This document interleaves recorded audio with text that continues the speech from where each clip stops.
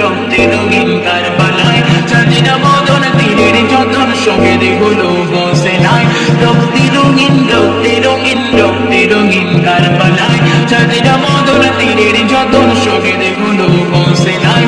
চাঁদিনা বদন তীরের যতন শহীদ হলো হোসেনায়। সেই গলাতে চুমা খেতে খোদার দাবি মুস্তাফায়, সেই গলাতে ছড়ি চালায় কঠিন পাবে দিদায়।